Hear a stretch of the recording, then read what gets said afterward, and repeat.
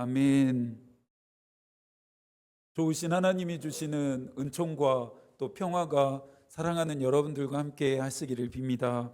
오늘은 성령 강림의 제4주입니다. 교회들은 오늘을 맥주 감사 주일로 지킵니다. 맥주절은 농경 사회와 밀접한 연관이 있는데요. 보리 수확을 끝마친 후에 하나님께 감사를 드리는 절기가 맥주절입니다.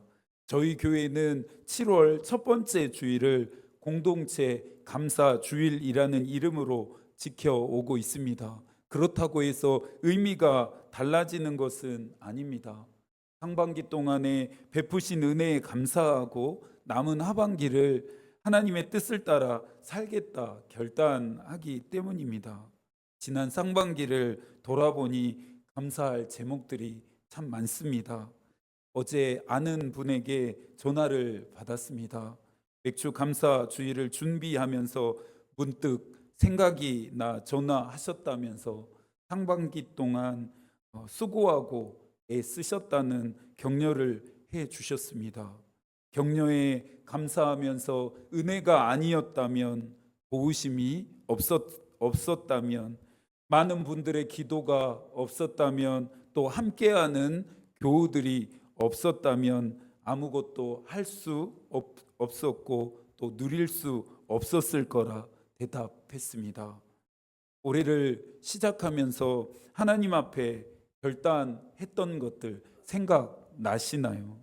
결단한 것처럼 여러분들 살고 계시는지 점검해보고 또 감사한 마음을 나눠보는 이 하루가 되었으면 좋겠습니다. 불만과 불평과 원망은 해도 끝이 없는 것처럼 감사도 하기로 마음만 먹는다면 끝이 없이 감사할 수 있습니다. 존 밀러는 그 사람이 얼마나 행복한가는 감사의 깊이에 달려있다 말했습니다. 히브리 시인도 시편 136편 26절에서 노래합니다. 하늘의 하나님께 감사하라. 그 인자하심이 영원함이로다. 우리 모두가 여기까지 올 수 있었던 것은 베푸신 은혜 때문이고 또 앞으로의 삶을 살아갈 수 있음은 베푸실 은혜 때문입니다. 오늘은 베드로전서의 마지막 이야기입니다. 베드로는 믿음을 지키기 위해서 고난 받아야 하는 현실 속에 그리스도인은 어떤 삶을 살아야 할지를 제시합니다. 고난 당함을 이상히 여기지 말고 기쁨으로 참여하고 악을 악으로 갚지 말고 오히려 선한 행실을 통해 그리스도인다움을 보여주어 하나님의 영광을 나타내고 흔들리고 넘어질 수 있는 상황 앞에서 예수 그리스도를 바라보고 인내하라는 것입니다. 베드로는 그리스도인들을 나그네들이라고 칭하면서 이 세상은 잠시 거쳐가는 임시 장소이고 앞으로 영원히 거하게 될 하나님의 나라를 소망하며 살 것을 권면했습니다. 이 소망은 요한이 우리에게 전하는 소망이기도 합니다. 요한계시록 21장 2절과 3절입니다. 또 내가 보매 거룩한 성 새 예루살렘이 하나님께로부터 하늘에서 내려오니 그 준비한 것이 신부가 남편을 위하여 단장한 것 같더라. 내가 들으니 보좌에서 큰 음성이 나서 이르되 보라, 하나님의 장막이 사람들과 함께 있음에 하나님이 그들과 함께 계시리니 그들은 하나님의 백성이 되고 하나님은 친히 그들과 함께 계시리라. 빅터 프랭클은 정신의학자이면서 심리학자입니다. 그는 몸과 마음을 망가지게 하는 고통을 극복하게 하는 방법으로 삶의 의미를 찾는 로고테라피를 창시하면서 정신의학과 또 심리학에 지대한 영향을 끼칩니다. 고통의 심연으로 끌어당기는 중력에 저항하는 힘이 삶의 의미에 있음을 직접 체험했기 때문입니다. 2차 세계대전이 발발하고 유대인이었던 그는 죽음의 수용소로 악명 높았던 아우슈비츠에 수감됩니다. 비참하고 끔찍한 방식으로 인간의 정신과 육체를 파괴하던 그곳에서 과연 인간의 삶의 의미란 무엇인가를 질문합니다.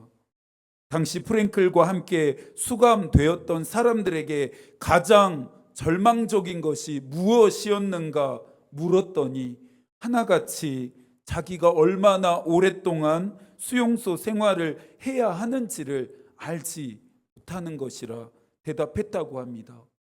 육체가 찢어지는 고통은 얼마든지 견뎌낼 수 있지만 정신이 바스라지는 고통은 수감자들을 절망의 벼랑 끝으로 몰아붙였습니다. 프랭클은 미래를 잃어버린 자들의 정신력도 상실되는 것을 지켜보면서 왜 살아야 하는지를 아는 사람은 그 어떤 상황도 견딜 수 있다는 니체의 말에서 답을 얻게 됩니다. 그리스도인은 왜 예수 그리스도와 복음, 올바른 믿음 생활을 위해 고난을 받아야 합니까? 왜 세상의 방식을 따르지 않고 어리석다 비난받는 하늘의 방식을 따라 살아야 합니까? 사랑하는 여러분은 답을 찾으셨나요? 이 세상에 나를 보내신 하나님의 목적, 삶의 의미, 즉 왜 살아야 하는지를 아는 그리스도인은 어떠한 고난에도 지지 않습니다. 저는 수감자들에게 했던 질문을 이렇게 바꾸고 싶습니다. 우리에게 가장 희망적인 것은 무엇입니까? 여러분에게 가장 희망이 되는 것은 무엇입니까? 바울은 고린도후서 1장 9절과 10절에서 그리스도인에게 가장 희망이 되는 사실을 설명합니다. 새 번역으로 읽어드리겠습니다. 우리는 이미 죽음을 선고받은 몸이라 느꼈습니다. 그렇게 된 것은 우리 자신을 의지하지 않고 죽은 사람을 살리시는 하나님을 의지하게 하기 위함이었습니다. 하나님께서는 이렇게 위험한 죽음의 고비에서 우리를 건져주셨고 지금도 건져주십니다. 또 앞으로도 건져주시리라는 희망을 우리는 하나님께 두었습니다.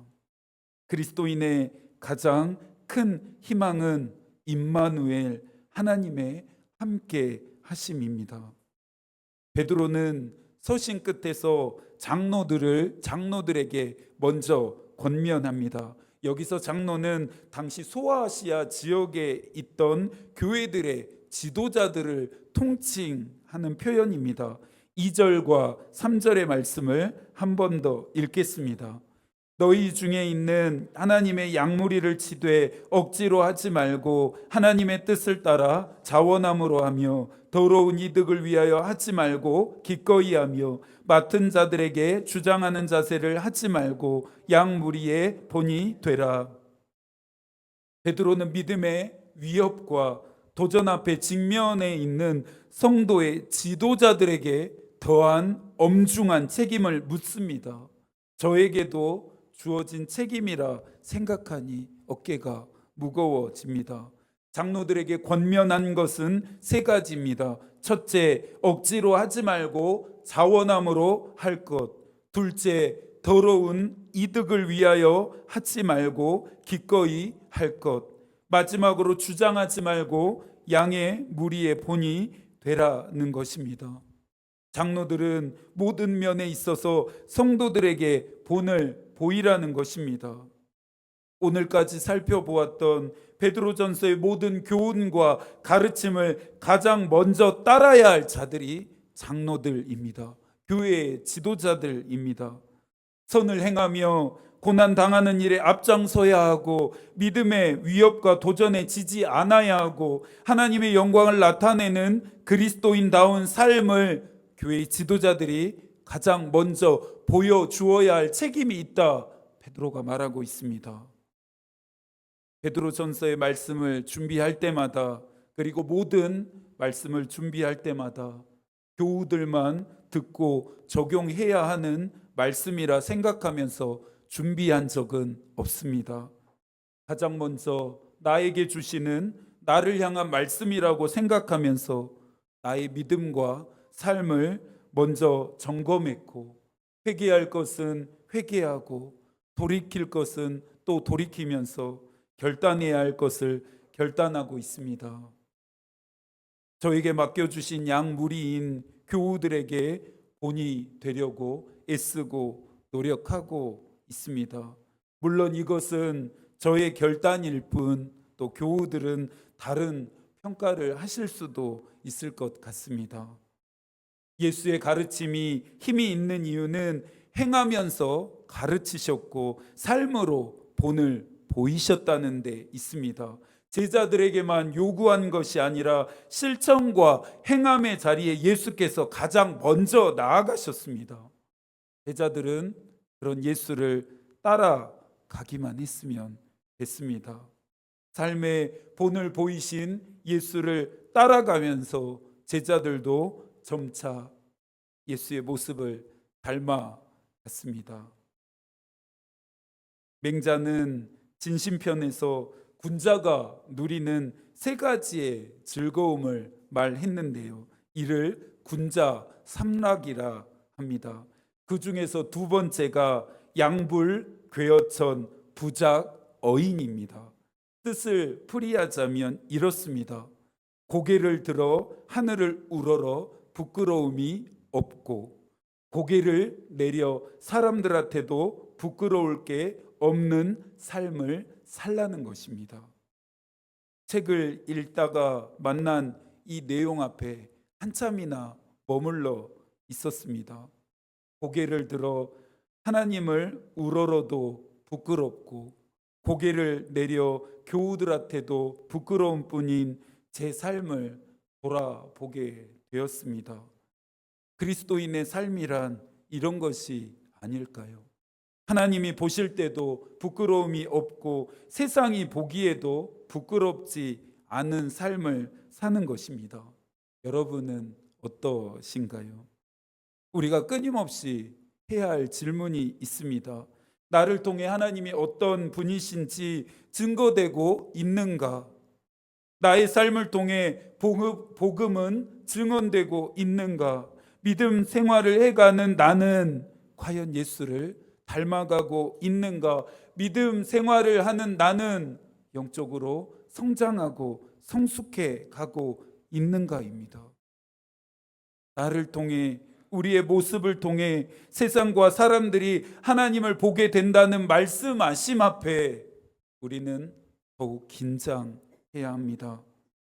장로들에 대한 권면, 다음으로는 젊은 자들을 향한 권면도 이어지는데요, 젊은 자들 역시 중의적인 의미로 해석할 수 있습니다. 신체적으로 젊은 세대들을 포함한 지도자의 권위 아래 있는 모든 자들입니다. 5절의 말씀도 함께 읽어볼까요? 젊은 자들아, 이와 같이 장로들에게 순종하고 다 서로 겸손으로 허리를 동하라. 하나님은 교만한 자를 대적하시되 겸손한 자들에게 은혜를 주시느니라. 허리를 동이다라고 하는 이 표현의 원어적인 의미는 옷을 입다입니다. 베드로는 젊은 자들에게 겸손으로 옷을 입으라 권면합니다. 성서가 일관되게 말하는 것도 겸손입니다. 바울은 에베소 교회에 보내는 서신에서 이 내용을 기록했습니다. 에베소서 4장 1절과 2절입니다. 그러므로 주 안에서 갇힌 내가 너희를 권하노니 너희가 부르심을 받은 일에 합당하게 행하여 모든 겸손과 온유로 하고 오래 참음으로 사랑 가운데서 서로 용납하고. 겸손은 예수 그리스도의 성품입니다. 그리스도인은 예수 그리스도의 성품을 담고 또 닮아갈 사람들이니 겸손해야 합니다.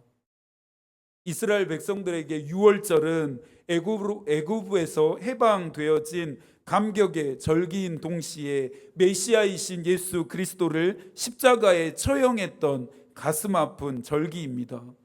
유월절이 가까이 오자 예수께서는 이제 세상을 떠나서 아버지께로 돌아가야 할 때가 다가옴을 느끼셨습니다. 제자들과 함께 저녁을 드시던 중에 겉옷을 벗으시고 수건과 대야의 물을 준비해서 제자들의 발을 씻겨 주시기 위해 몸을 낮추셨습니다. 평온한 식탁은 아수라장이 되고 제자들은 예수의 행동 앞에 당황한 기색이 역력합니다. 누군가의 발을 씻기는 일은 종들 중에서도 가장 천한 종들의 일이기 때문이었습니다. 베드로가 놀라 묻습니다. 예수님, 도대체 왜 우리의 발을 씻기시는 것입니까? 예수께서는 내가 너희의 발을 씻겨준 것처럼 너희도 서로의 발을 씻겨주라 대답하십니다.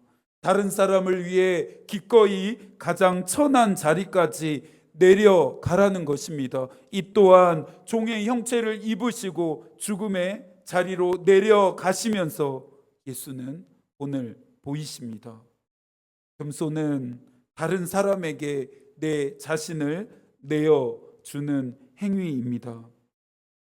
그리스도인의 참된 삶의 의미와 목적 중에 하나는 내어줌입니다.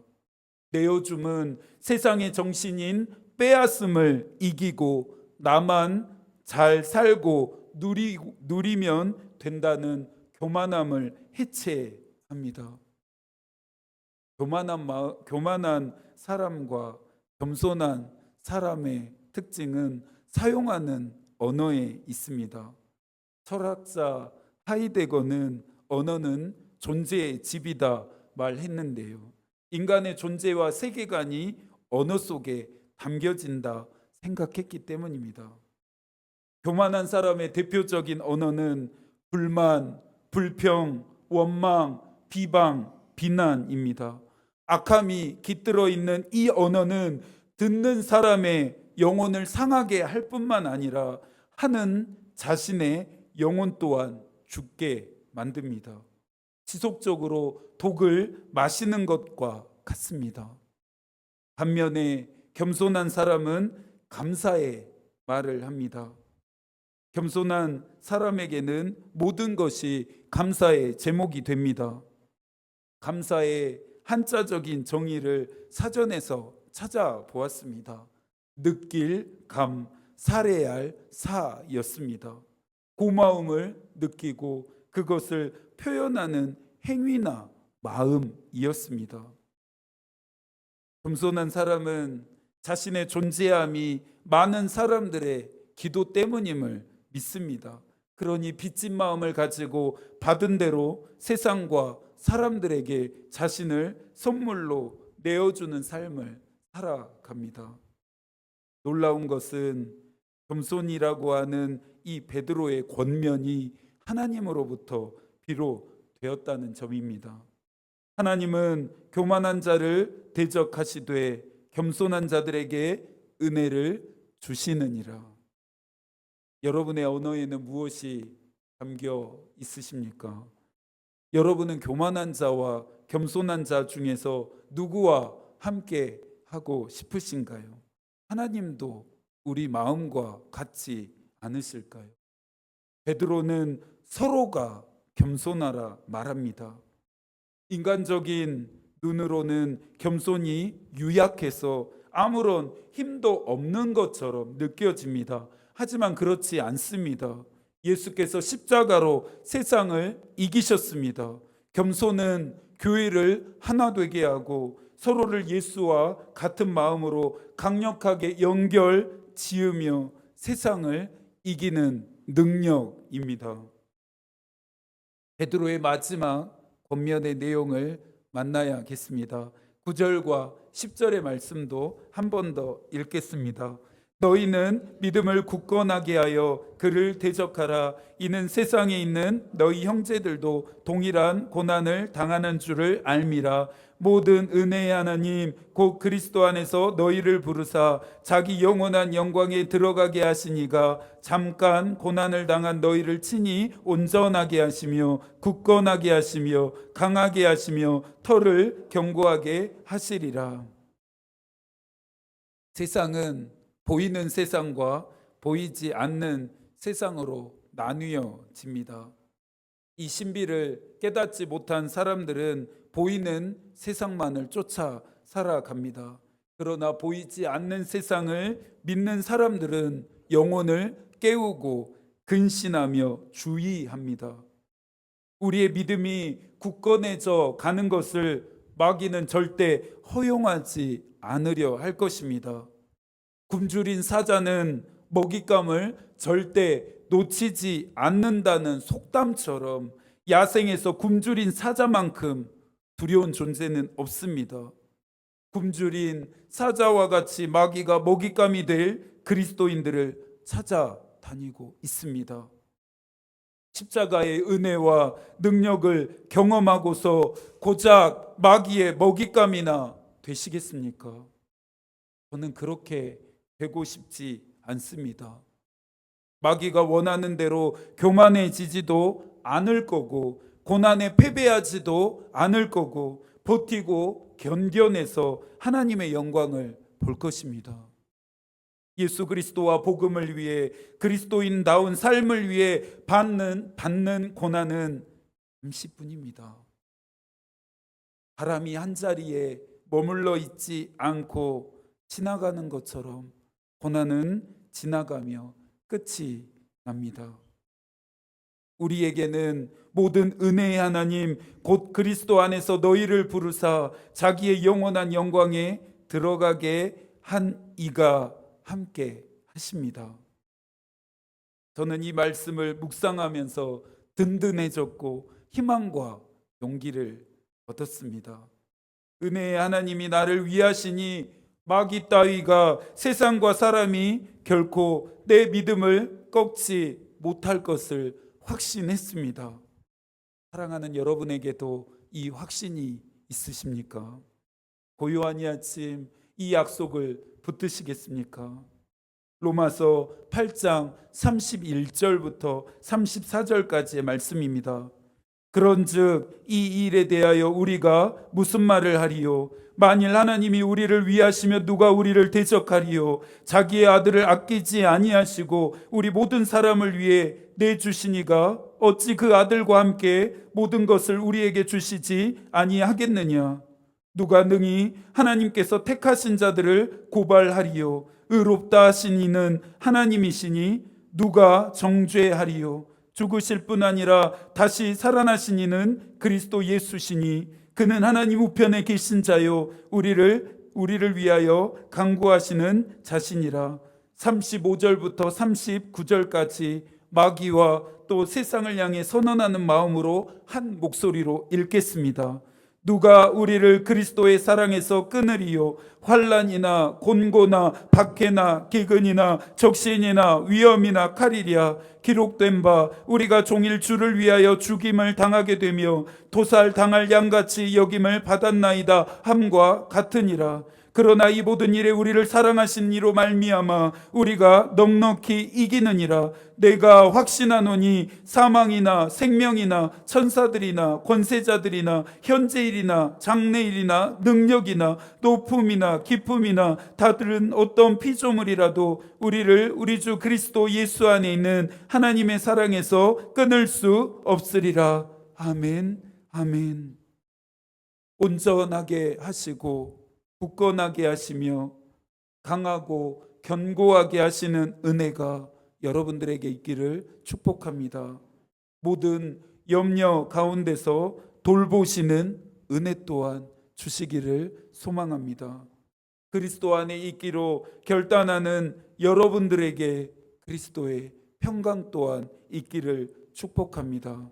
허락하신 이 한 주도 하나님이 여러분과 함께 하시기를 기도하겠습니다.